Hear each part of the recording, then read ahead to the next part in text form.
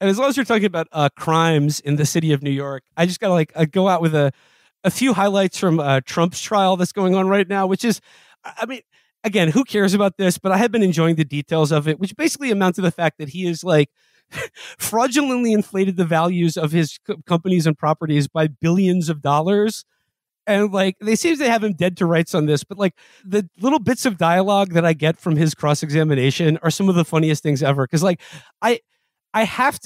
you have to admire Trump for just the way that you think trials are supposed to go, or at least I think trials are supposed to go from a lifetime of being inundated with law and order propaganda that once Jack McCoy gets you on the stand, you're burnt, buddy. You're done.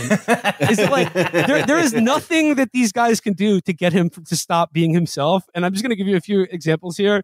My favorite thing that happened in the trial so far is this: Trump on the stand said, "Aberdeen is the oil capital of Europe, very rich," of which the judge then interjected, "Irrelevant." And then he added softly under oath, "It is."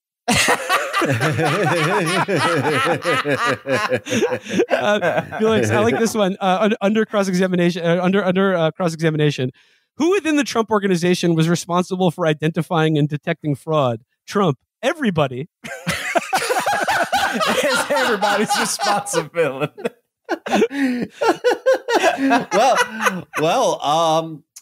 I guess Trump is a fan of leaderless, horizontally integrated organizations. It Occupy Mar-a-Lago. Mar-a-Lago operates off the same principles as Chaz. And lastly, asked about Donald Trump Jr., Trump says, "He's a hardworking boy," and then corrects himself, "young man, and he's done a very good job, as has Eric." He's a very good boy. He's a very hardworking boy. I mean, everyone must work hard. I mean, everyone's charter or remit for the job is be aware of fraud at all times. Be sober and be vigilant. The fact that he valued the property of Mar-a-Lago at $1 billion+ is so funny to me.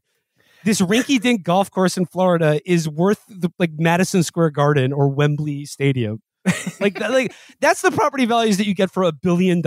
His fucking golf club in Florida is, just the audacity of that, to value that property at $1 billion is so cool to me. It's not even his best golf course.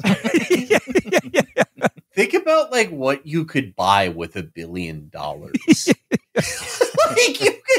You could buy a pretty nice building in New York. You could buy one of Jared's buildings for that money. Yeah. Yeah. $1 billion for Mar-a-Lago. Is the Empire State Building even valued at $1 billion? I don't know. It's like fucking Dollywood. It's like giving a Billy for Dollywood. Yeah, this Six Flags Great Adventure is worth $5 billion. We're selling it to the Saudis tomorrow. Fucking Kings Island. If you're operating off Mar-a-Lago being worth $1 billion, then that means that Mansion from the Netflix documentary that the couple turned into a castle at the height of the real estate crisis. Oh, Queen of Versailles? Yeah. That would be worth $1.2 billion. Yeah, I don't think the Coliseum is even valued at that. But it's a bit run down. It's a dump actually. Put Eric Jr. in charge of it.